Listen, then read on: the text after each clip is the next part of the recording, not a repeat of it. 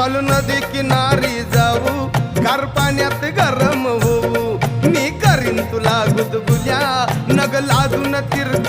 पाहू नको सजना सहन होईना झोपतंय पाणी रे राहू दे नको सजना सहन होईना असं का? झोपतंय पाणी रे अग तू माझी राणी ग गौजोडीनं फिरतीची गाणी